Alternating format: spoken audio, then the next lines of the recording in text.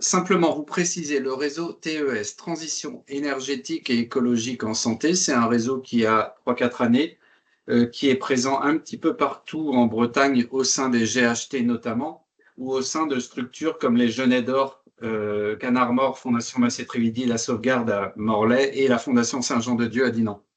Donc, des conseillers qui sont là pour vous accompagner sur tous les sujets de la transition énergétique et écologique. Et parfois, certains ont pris à bras-le-corps le sujet de la qualité de l'air intérieur. Je pense notamment à Yvan sur le GH France Émeraude. Donc, c'est des sujets qu'ils peuvent aborder. On a aussi complété ce réseau par 4 conseillers en transition énergétique, donc qui travaillent essentiellement sur l'énergie, et une conseillère en économie d'eau à l'échelle régionale. Et ces 5 conseillers sont au sein du GCS Achat Santé Bretagne. Simplement vous dire que ces animations, il en existe plein d'autres. Il y a des groupes de travail alimentation durable. Il y en a un prochain à Loudéac le 27 novembre.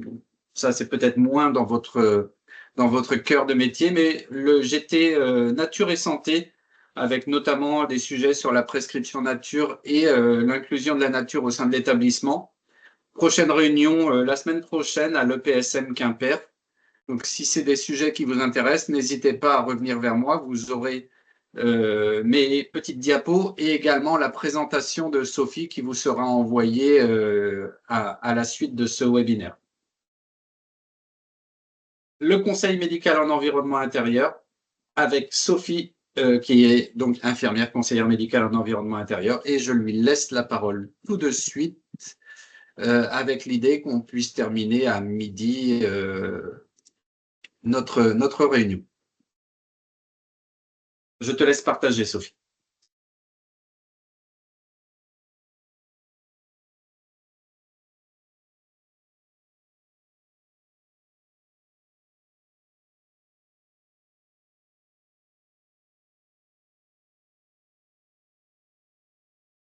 Est-ce que vous voyez mon écran? Bonjour.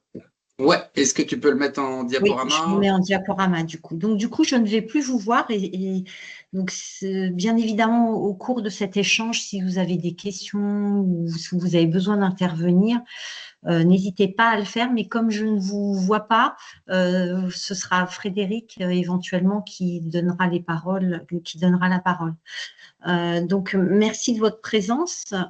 Donc, Sophie Frein, donc moi je suis infirmière pour une association que peut-être connaissez-vous qui s'appelle Capter Bretagne, qui est une association qui a été créée en 1996 par des pneumologues dinanais et qui a permis de fédérer les pneumologues de l'ensemble de la Bretagne sur la problématique des pollens et des allergies au pollen en fait. Et depuis 2004, l'année de mon recrutement au sein de l'association, on a développé toute la problématique de la qualité de l'air intérieur avec le conseil médical en environnement intérieur.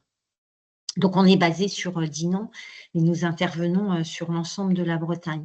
Donc, nos partenaires, bien évidemment, l'ARS à presque 80%, mais on travaille aussi avec la région, certaines communautés de communes, bon, alors beaucoup Dinan agglomération parce que notre bureau étant à Dinan, ça aide un peu.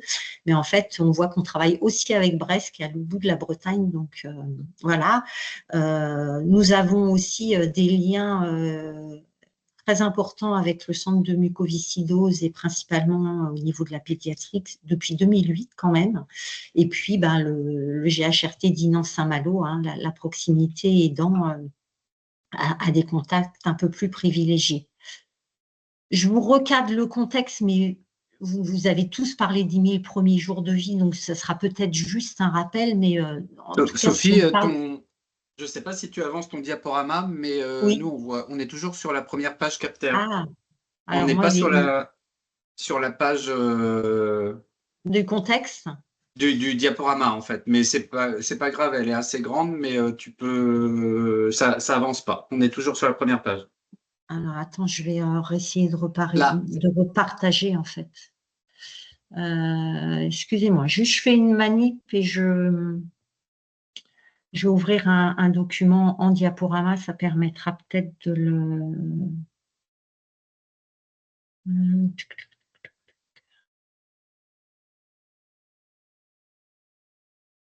C'est bien, c'est quand on fait des essais, ça fonctionne toujours très bien. Et hors essai, on a toujours des problèmes. Du coup, là, est-ce que vous le voyez? Là, il n'y a aucun partage. Il n'y a aucun partage. Euh, partager.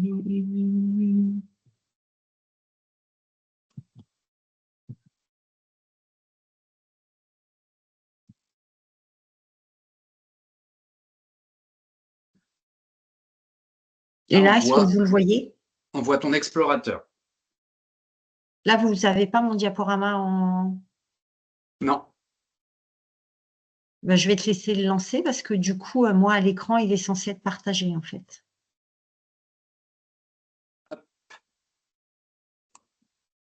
Il n'y a rien qui se passe pour vous. Est-ce que vous le voyez là? Oui, c'est bon, vous voyez? Ok. Eh bien, Sophie, tu me dis quand avancer. Eh bien, on avance. Du coup, je vois ça me permet de voir l'écran, donc on peut continuer à avancer. Hop. Donc, comme je vous le dis, on peut avancer, Frédéric, si tu veux bien. Encore une fois, encore une fois. Voilà, donc comme je vous le disais, je vais vous reparler du contexte, mais que vous connaissez tous, puisque vous avez a priori été sensibilisés à la problématique des 1000 premiers jours de vie. Pourquoi nous, on s'intéresse sur la santé environnementale, sur cette problématique de qualité de l'air intérieur? Parce qu'on passe beaucoup de temps dans les espaces clos, de plus en plus aussi en milieu personnel avec le télétravail. Donc avant, on considérait qu'on passait 50% de notre temps dans l'habitat, mais à l'heure actuelle, pour les gens qui font beaucoup de télétravail, ça peut être beaucoup plus que ça. La respiration, je vous refais pas des choses, je ne vais pas vous reparler de choses que vous connaissez déjà, si tu veux bien passer.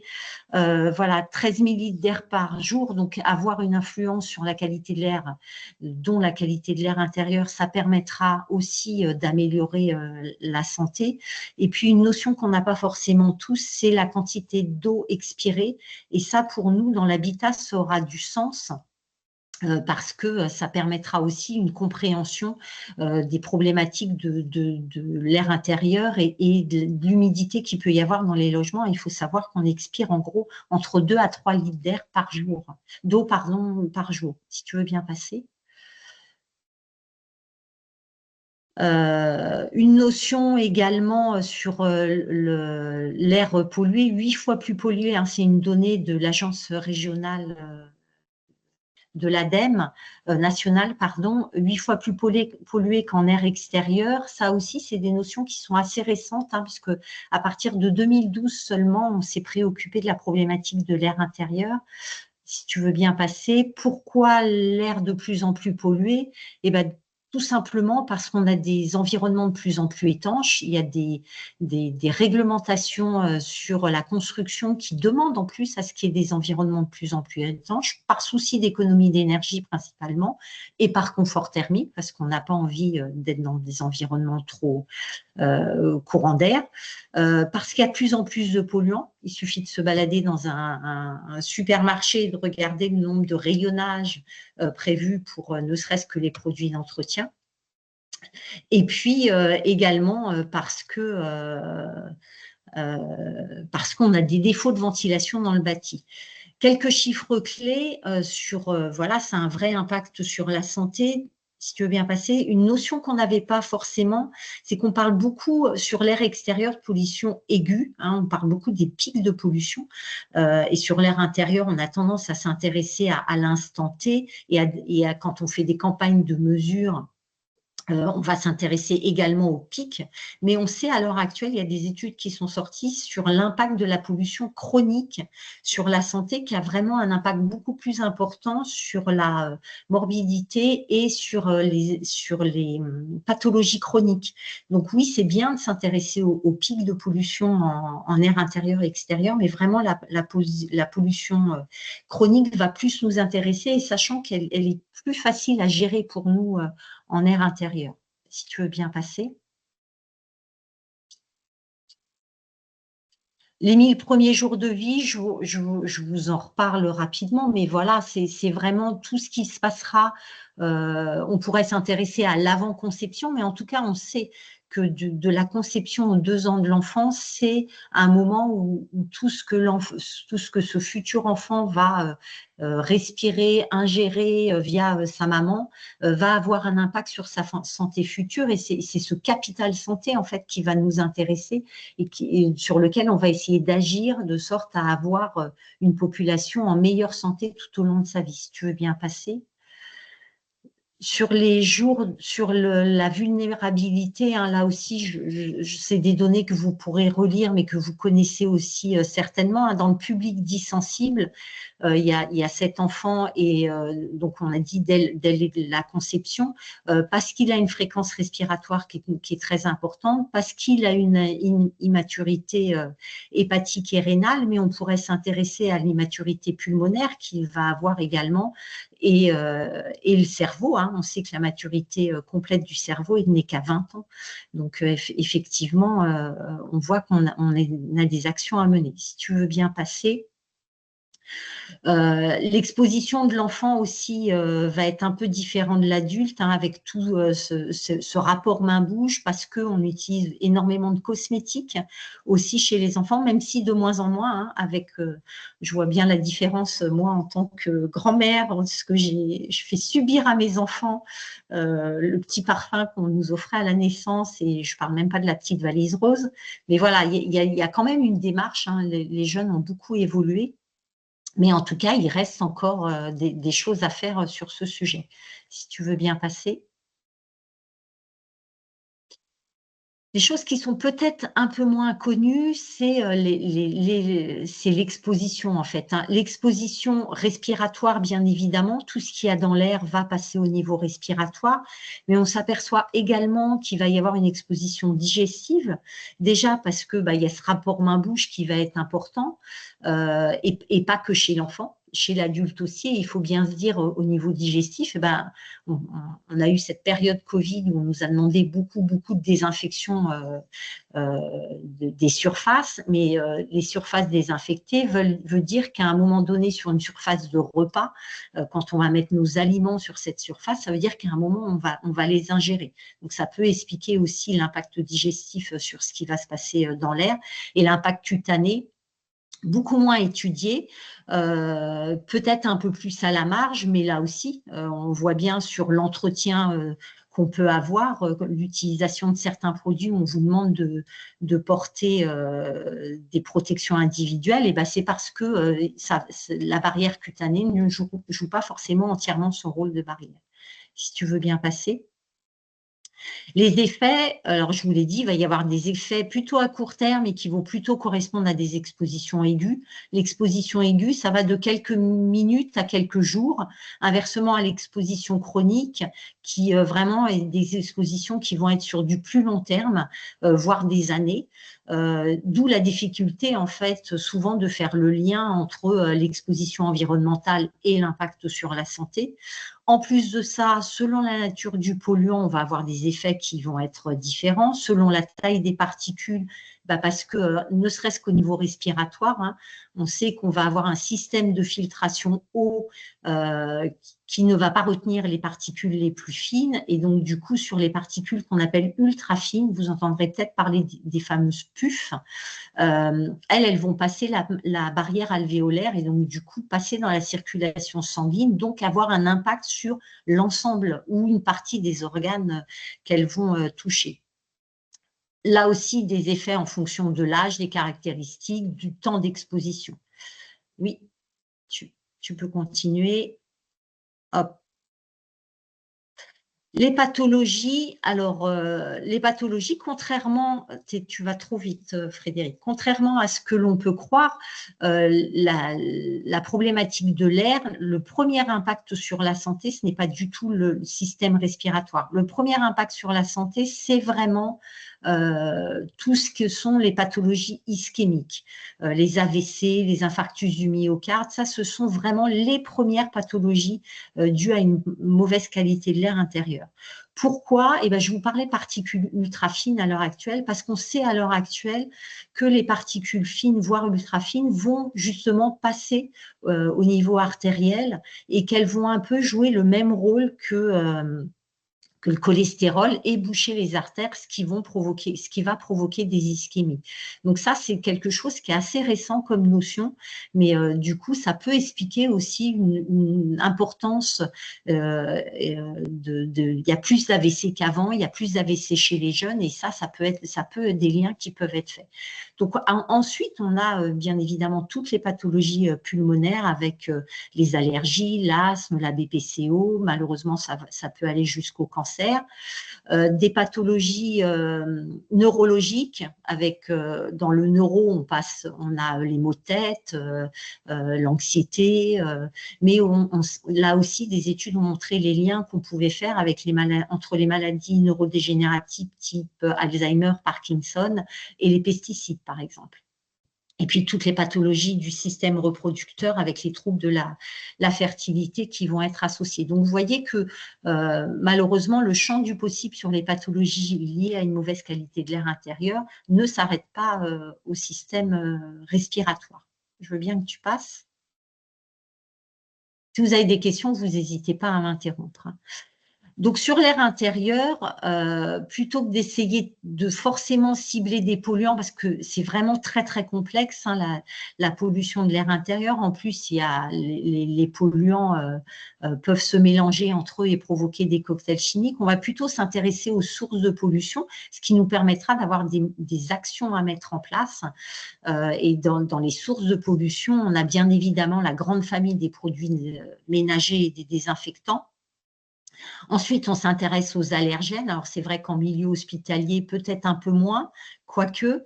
Mais en tout cas, à domicile, nous, la grande famille des pneumallergènes va nous intéresser s'il y a des personnes qui sont allergiques.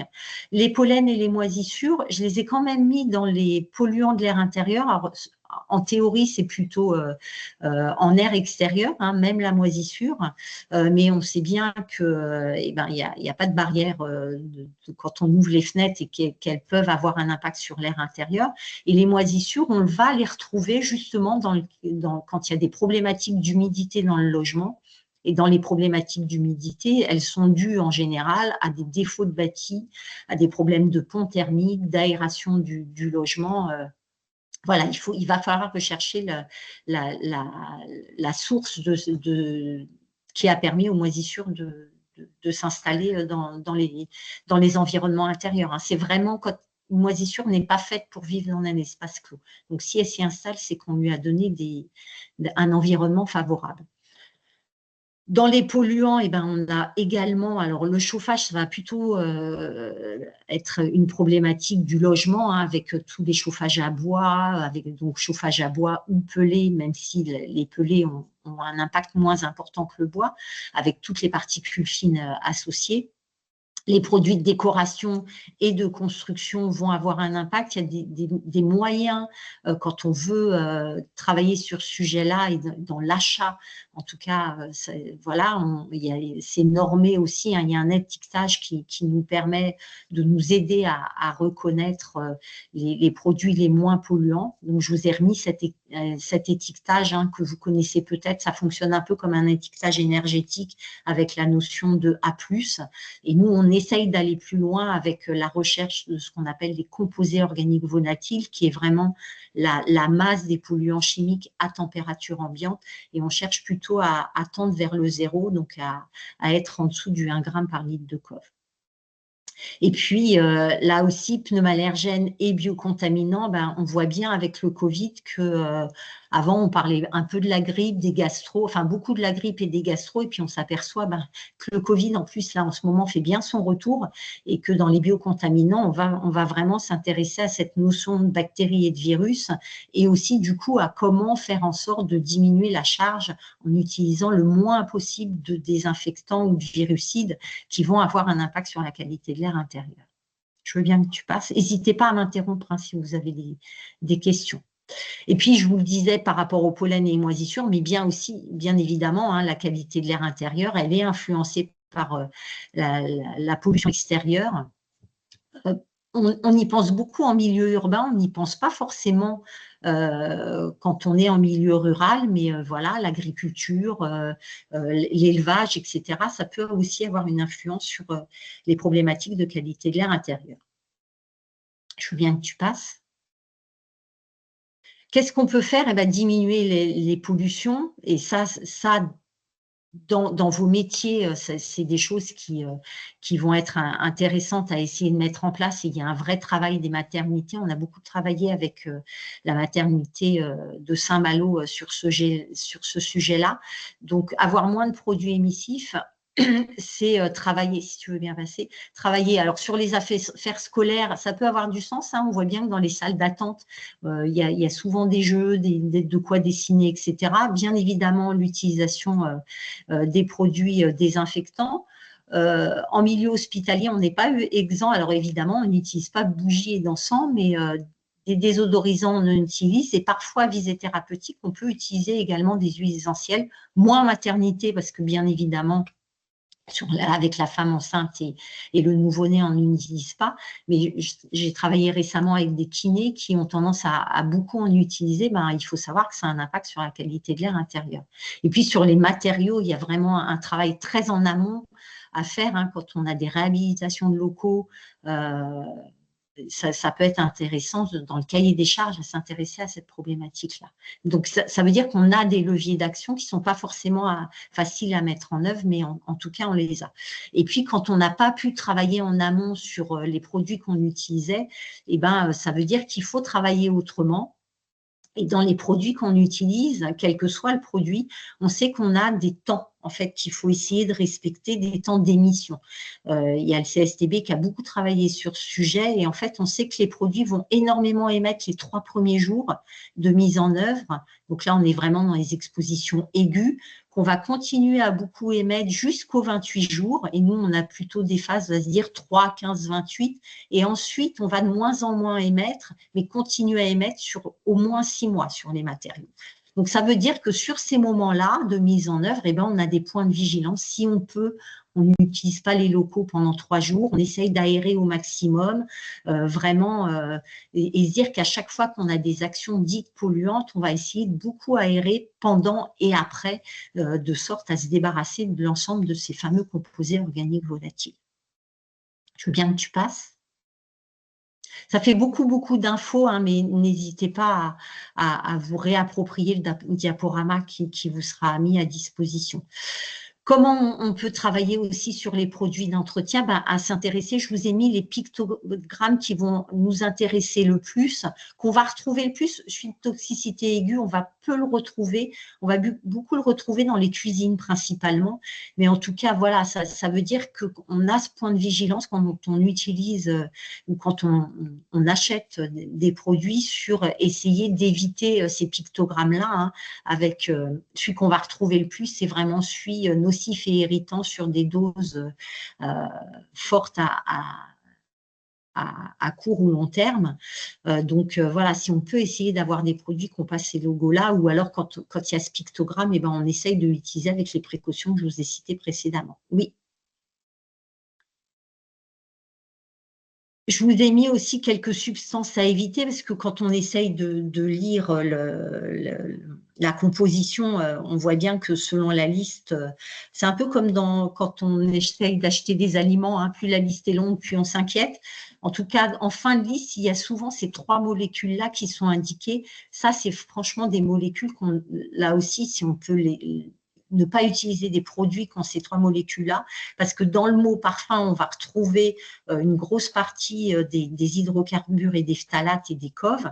Donc voilà, un produit sans parfum, ça veut dire que déjà on élimine une énorme masse de polluants.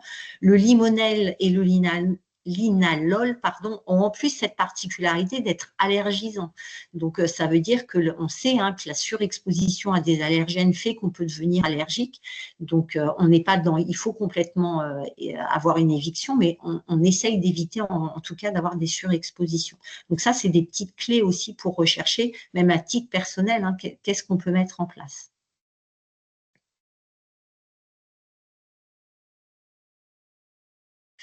Alors, lire le mode d'emploi sur les dosages, c'est vrai que maintenant, on a beaucoup évolué aussi dans nos pratiques, hein. Souvent, les prédilutions vont être mises en place. L'usage des protections individuelles, ça a vraiment du sens. Et quand on regarde les fiches techniques et de sécurité, les indications, il faudrait s'obliger à essayer de les appliquer, même si ce n'est pas toujours très confortable. Alors, en milieu hospitalier ou de santé, on est habitué à porter des masques, hein, mais on voit bien que nos patients ont un peu moins cette habitude-là. Et les gants et les lunettes, bah voilà, quand on a un produit qu'on doit utiliser où on commence à se dire qu'il faut mettre un masque, une charlotte, des gants et des lunettes, on se dit que pour la santé, il ne doit pas être très, très bon. Alors, nous, on se protège sur l'exposition aiguë, mais ça veut dire que sur l'exposition chronique, on va pas passer notre vie dans un scaphandre, hein. Donc, sur cette exposition chronique, on ne va plus avoir cette protection-là. Si tu veux bien continuer. Les huiles essentielles, alors vous êtes sage-femme ou travaillant avec l'enfant, donc c'est vrai que vous êtes habitué à ne pas trop les utiliser, mais c'est vraiment insister sur les messages parce que on voit bien encore avec la patientèle que j'ai que les gens ont cette conscience enceinte ou sur l'enfant qu'on ne va pas l'utiliser, mais par contre ils ont l'impression que d'utiliser des huiles essentielles en diffusion, ben, on l'utilise pas directement sur l'enfant, donc c'est pas grave. Mais si, ça a une incidence quand même en fait, hein, parce que l'enfant il va être présent pour respirer ou pour toucher les surfaces où les molécules vont ensuite tomber.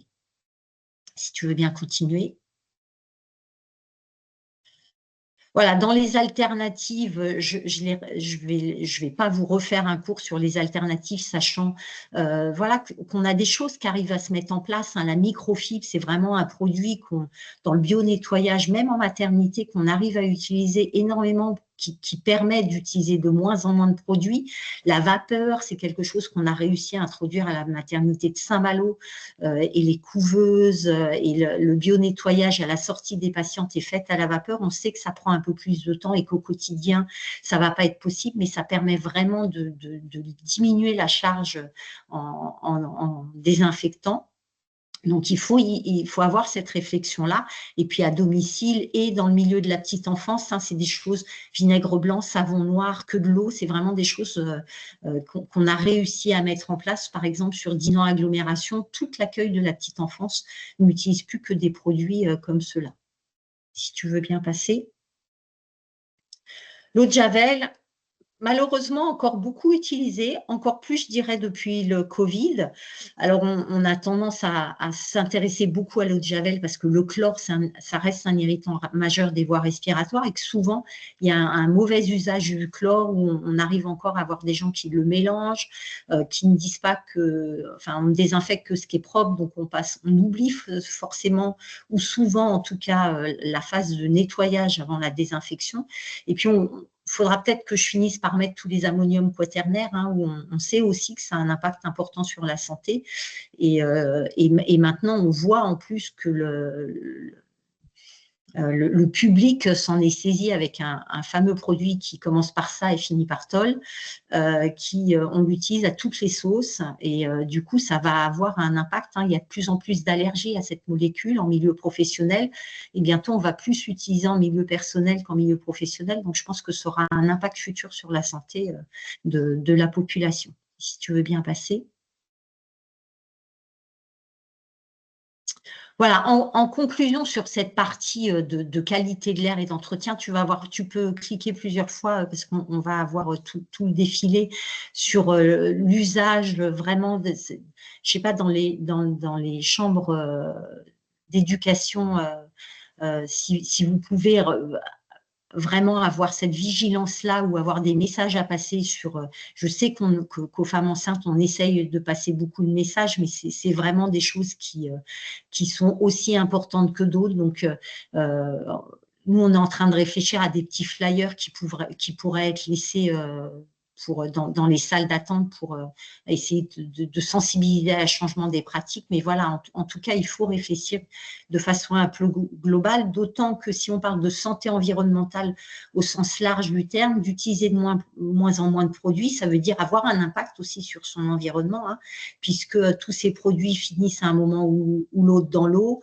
Ça veut dire que plus il y a de produits, plus on a du mal à traiter les eaux usées, mais que forcément, un peu comme les médicaments, on les retrouvera dans l'eau du robinet, on les retrouvera dans les sols parce que ça va être, quand il n'y a pas de traitement de l'eau, on va le retrouver dans les sols également. Donc voilà, de façon globale, on va avoir cette notion de santé environnement en ayant des actes sur la problématique d'usage des locaux. Je veux bien que tu passes. Encore une.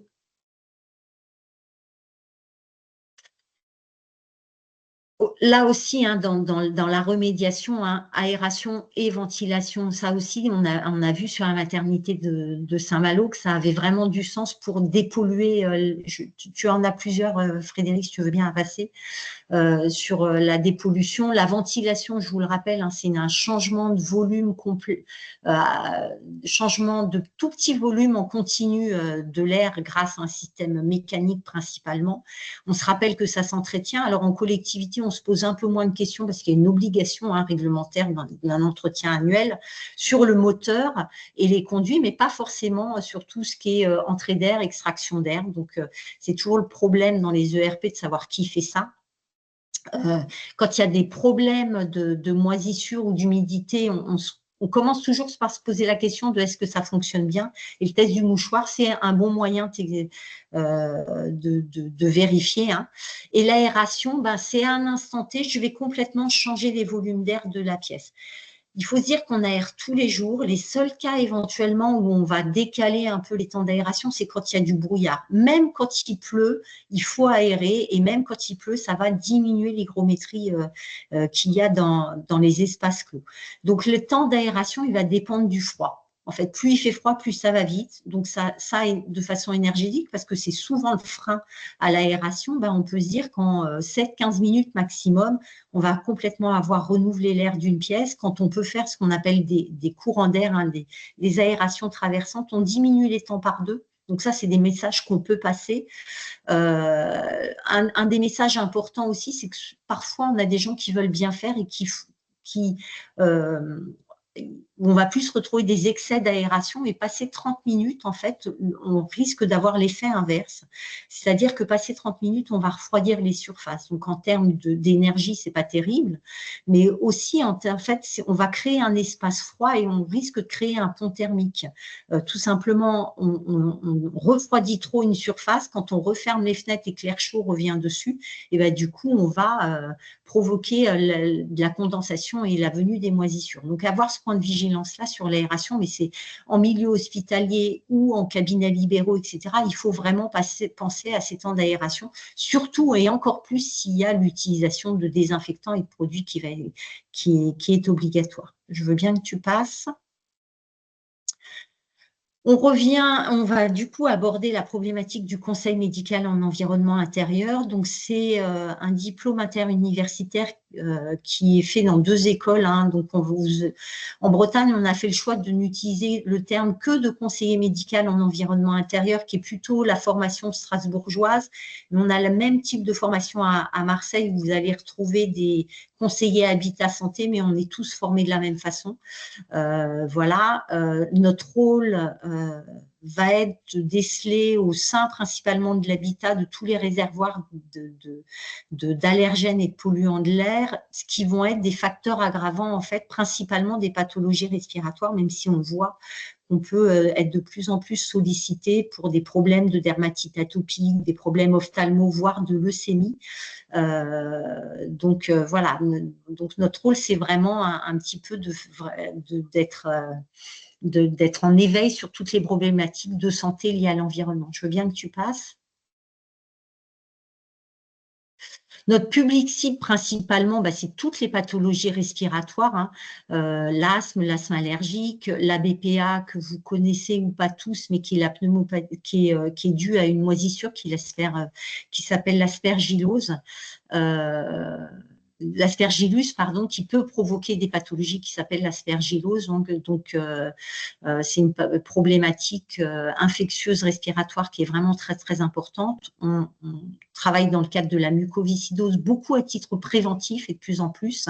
On intervient avec le centre de muco de Rennes dès l'annonce du diagnostic ou dans les mois qui suivent, vraiment pour essayer de mettre en place je le mettrais entre guillemets, mais plutôt des bonnes pratiques et non pas un hyperhygiénisme qui a tendance à avoir lieu dans cette pathologie, hein, parce qu'il y a cette crainte du germe de façon générale.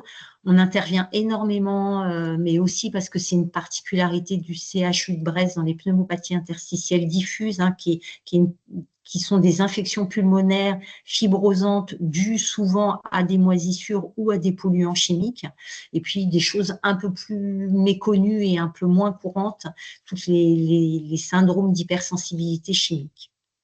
Donc, notre champ d'intervention, c'est vraiment tous les polluants biologiques, chimiques et physiques, et encore plus avec les rénovations de bâtis et toutes les fibres dues à des isolants. Je veux bien que tu passes. La visite, c'est vraiment un audit complet de l'environnement et moi, je fonctionne vraiment en système d'entonnoir. Je m'intéresse aux polluants extérieurs, aux bâtis, à la décoration, au mode de vie, vraiment pour sensibiliser les habitants à tout ce qui peut avoir un impact sur la santé, en ciblant bien évidemment s'il y a des allergies, des conseils beaucoup plus spécifiques. Il faut penser toujours dans les pathologies aux autres lieux de vie, encore plus chez l'enfant quand il y a nous, les grands-parents ou le milieu d'accueil de l'enfant. On a un appareil de mesure qui nous permet, à visée éducative, de vraiment avoir un reflet des polluants de l'air auxquels vont être exposés les habitants. Il peut nous arriver, moi je n'utilise pas beaucoup la Carex ou pas du tout même sur l'allergie aux acariens. Je pense que là le conseil est suffisant. Par contre, il peut nous arriver de faire des prélèvements pour recherche de moisissures, surtout sur des pathologies bien particulières. Je vous parlais tout à l'heure de l'aspergillose ou des PHS, vraiment parce que les médecins vont avoir besoin d'identifier quelle moisissure va être en cause pour savoir quel traitement mettre en place. Et puis, tout au long de la visite, on a vraiment cette façon de travailler. On est toutes formées à l'éducation thérapeutique sur notre association, de sorte à vraiment utiliser les mêmes références sur le compromis, le fait de l'appropriation de la pathologie, des conseils. Voilà, ça reste. On aimerait tout cette que nos propres conseils, nos convictions soient appliquées, mais ce n'est pas toujours possible. Et en tout cas, l'idée, c'est dans cette appropriation, c'est qu'il y ait vraiment une application à long terme et pas one shot, parce qu'ils ont été sensibilisés et très inquiets à l'instant présent, mais vraiment que ça change les habitudes de vie de la famille. Suite à la prescription, en fait, on va avoir un compte-rendu d'envoyer au prescripteur. Et là, il y a vraiment eu un changement depuis le début de l'année, en accord avec l'Agence régionale de santé. En fait, les sages-femmes peuvent être prescripteurs. Je le mets au masculin parce qu'il y a aussi des hommes. Des visites. Donc ça, c'est une compétence qui est ajoutée pour les sages-femmes, en fait, parce que dans la prise en charge de la femme enceinte, ça a tout son sens. Et voilà, on a quelques sages-femmes sur Saint-Malo qui ont commencé à faire des prescriptions pour des audits. Je veux bien que tu passes. Je te pose la question à toi, Sophie, mais aussi Oui. à toutes les personnes autour de l'écran. Est-ce que c'est bien connu que les sages-femmes soient en capacité de prescrire ces audits? Non, Violaine, plutôt non? Non, comme on travaille avec les tout. sages-femmes de Saint-Malo, je pense qu'il y a qu'elles qui le savent. Je vous laisse prendre la parole, excusez-moi, Violaine. Non, je vous en prie, mais non, moi j'ai découvert ça avec ton message, en fait, Frédéric. Ok, Voilà. non, Noémie Lozac aussi. Donc, a priori, encore un travail Mm. d'information à faire sur le sujet et c'est pourtant un bon moment et peut-être un moment où on peut repérer des problèmes. On Oui, oui, continue. oui, c'est vraiment, faut vraiment vous saisir hein, de cette possibilité de faire appel à nous si vous pensez qu'il y a vraiment un problème de l'environnement. À quel moment faire la demande alors vous n'êtes pas forcément concerné, mais nous, à la pose des diagnostics, on trouve ça intéressant hein, dans le cadre de la mucoviscidose et de l'asthme. C'est vrai que ça permettrait de mettre des choses en place et on intervient en éducation thérapeutique sur Dinan et Saint-Malo dans ce cadre-là, mais on pourrait intervenir dans d'autres lieux. Quand dans l'interrogatoire que vous faites avec vos patientes, quand vous pensez qu'il y a une problématique de pollution dans les logements, et quand on parle pollution, c'est pas que chimique, hein, voilà. Et nous, on a vraiment ce point de vigilance avec les moisissures. J'ai encore le cas récent d'un bébé qui fait des dermatites atopiques, mais majeures. Et en fait, l'enfant, dès qu'il est extrait du logement et qu'il va ne serait-ce que 48 heures chez sa grand-mère, il n'y a plus rien. Et on a une vraie problématique de moisissure. Donc, on voit que la moisissure, elle a un impact pas que au niveau respiratoire et que même avec des tests, alors chez l'enfant, on ne fait pas de tests cutanés aux moisissures, mais même avec des tests cutanés qui sont négatifs, la moisissure, elle a vraiment un impact multiple sur la santé. Et il faut vraiment que ce soit un point de vigilance pour vous. Je ne sais pas si vous pouvez l'intégrer dans l'interrogatoire que vous avez avec vos patients, mais dans le questionnaire, avez-vous des moisissures à votre domicile? Je pense que c'est quelque chose sur lequel il faut vraiment s'interroger. Tu nous as enlevé le partage. C'était pas tout à fait fini, voilà. Oui, je me suis trompé. Ce que je voulais dire, Sophie, c'est qu'on a travaillé sur une grille, j'imagine que tu te souviens, sur Oui. les intervenants en précarité, avec quelques questions, 4-5 questions qui permettaient de se dire à partir du moment où il y a 2-3 questions positives, on déclenche un CMEI. Est-ce qu'on peut envisager de créer le même type de grille pour l'entretien avec les femmes enceintes?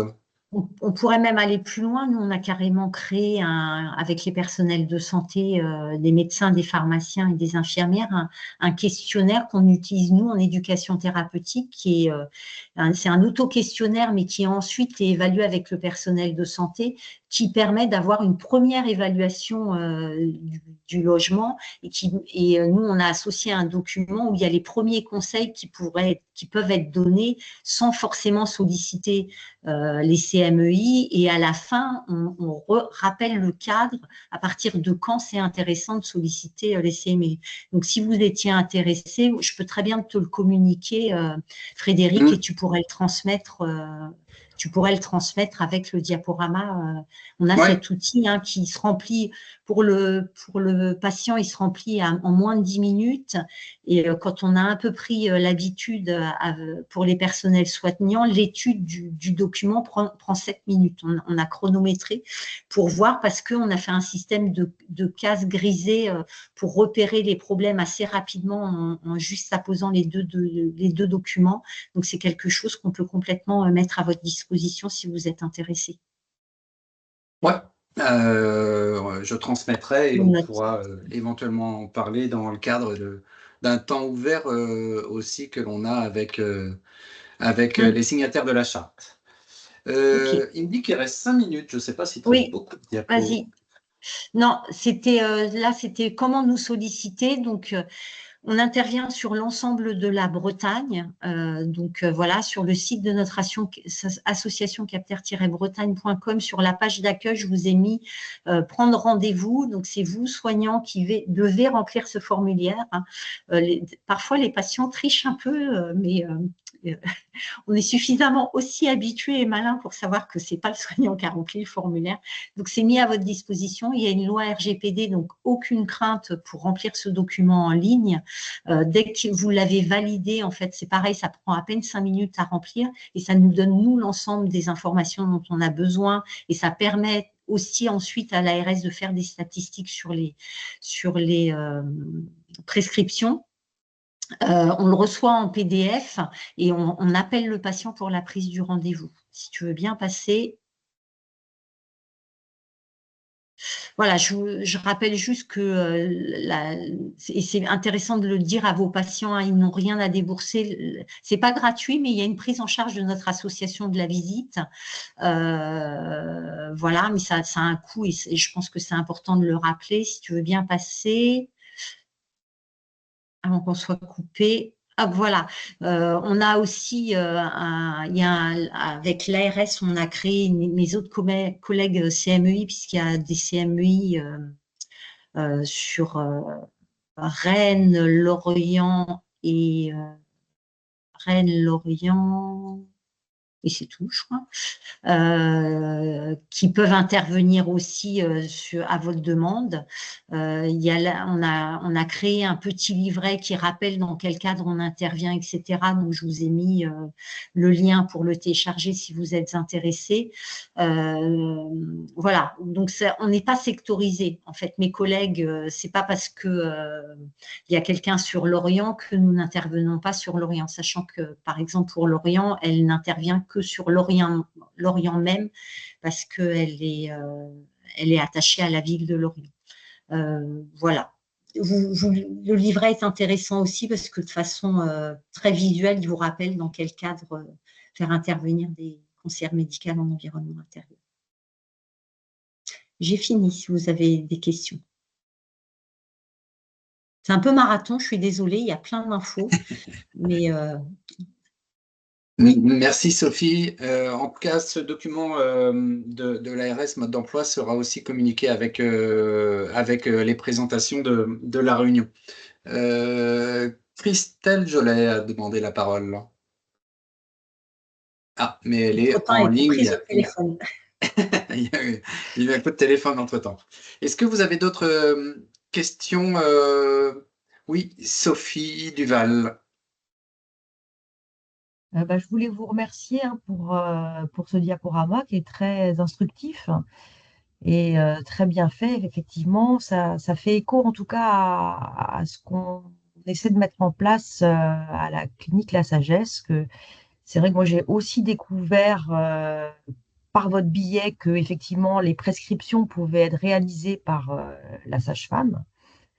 Et avant votre présentation, je m'étais dit effectivement ça a du sens de sensibiliser au regard de notre patientèle euh, en lien avec le staff psychosocial.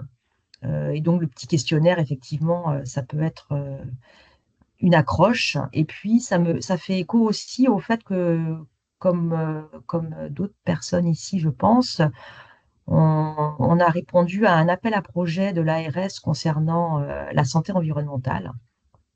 Et nous, on a fait le choix d'axer sur la qualité de l'air. Et plus précisément parce qu'on se saisit dans un contexte aussi où on engage des travaux hein, sur la maternité, bloc obstétrical et chambre. L'idée étant d'utiliser des peintures éco-certifiées et les fameux appareils de mesure dont vous avez parlé aussi, on voudrait se saisir de ce levier pour avoir une visée éducative auprès des patients. Donc, je me demandais, effectivement, je pense que j'ai compris à peu près la CMEI, votre champ d'action. Est-ce que vous proposeriez ou pas de la prévention au sein des établissements, en fait, plutôt que d'avoir une... Oui. Ouais. Oui, complètement en fait. Hein. Moi j'interviens déjà. C'est quelque chose qu'on cherche depuis des années à développer. Moi, j'interviens en éducation thérapeutique, comme je vous le disais, sur Dinan-Saint-Malo. Et on pourrait, enfin, moi, j'ai un temps d'1 heure et demie dans le cadre de l'éducation, de la prise en charge de l'éducation thérapeutique. C'est à peu près le temps qu'il faut pour une séance sur la problématique de la qualité de l'air intérieur. Donc, bien évidemment, si vous aviez ce besoin-là, on essaierait d'y répondre. Ok, merci beaucoup. N'hésitez pas, je crois, vous aurez mes coordonnées, donc n'hésitez pas faire ce lien. Ouais, Avec plaisir. super. Merci. Merci. Christelle Jolet a demandé la parole. Ah, on n'entend pas le micro. C'est pas un réflexe. Oui, merci. Donc, j'avais une question quant à l'ordonnance, du coup. Exactement, qu'est-ce qu'on écrit dessus? On met visite du CMEI ou Non, voilà. non, du tout. Il faut vraiment remplir le questionnaire en ligne que Oui. je vous ai mis. Il Et n'y a ça pas vaut d'ordonnance ordonnance, papier du à coup, faire. Ça ou il servira faut de faire une prescription. ordonnance supplémentaire?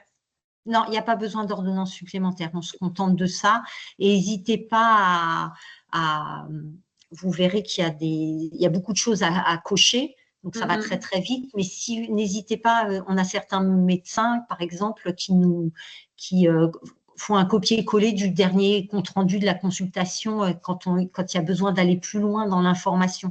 Donc, si vous voulez copier un dernier compte-rendu de consulte, n'hésitez pas à le mettre dedans. Ça, pour nous, toute information est intéressante, hein. On reste infirmière, donc voilà, c'est vraiment pour nous primordial de savoir s'il y a des traitements mis en place. On refait l'éducation à domicile, la prise des traitements, par exemple, des choses comme ça. Voilà, on est vraiment dans cette démarche globale de la prise en charge. Et j'avais une autre question qui n'est pas évidente parce que c'est vrai que il y a parfois, enfin, quel est l'impact en fait derrière de finalement cette visite qui va peut-être parfois relever en effet un logement avec de la moisissure, des choses, voilà. Est-ce que derrière, en fait, voilà, est-ce que derrière, quel va être l'impact si par exemple si cette patiente elle a besoin d'être relogée? Parce qu'on sait aussi qu'on va manquer de logement, que c'est pas facile, on n'a pas facilement des logements avec des assistantes sociales, etc. Enfin voilà, est-ce que derrière il y a un lien directement, quelque chose qui fait que ça appuie un changement de logement? Si on relève certains éléments qui sont pas liés finalement aux habitudes, pas une faute d'aération, ce genre voilà, mais parfois il y a aussi des gens qui vivent malheureusement en caravane, dans des lieux insalubres, et c'est difficile derrière d'y aller et de rien, enfin voilà, et qu'il n'y ait pas de solution. Enfin voilà, j'interroge les solutions finalement.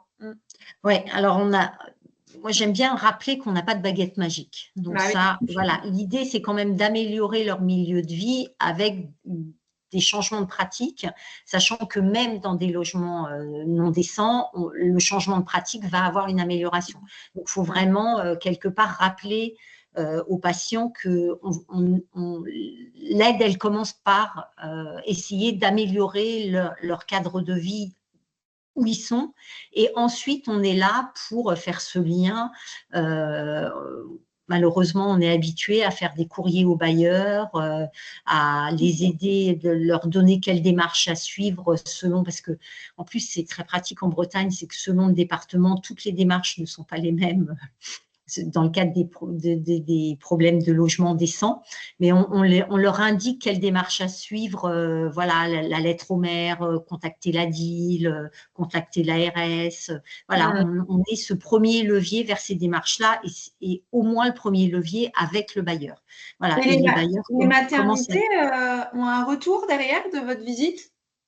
J'ai pas compris, excusez-moi. Est-ce que les maternités ont un retour de votre visite et de votre évaluation? Bien sûr. Alors, les maternités, si vous êtes prescripteur, vous avez le compte-rendu de la visite. Oui. Donc, le prescripteur a un compte-rendu de la visite. Le médecin traitant, systématiquement, est mis dans la boucle. Et on vous fait un petit résumé de la visite et des points clés lors de la visite. Et maintenant, systématiquement, quand je fais un courrier bailleur, je le joins au prescripteur de sorte à ce que s'il a le mettre dans son dossier d'assistante sociale, déjà, il sache qu'on a déjà mené une première démarche. Ok, merci.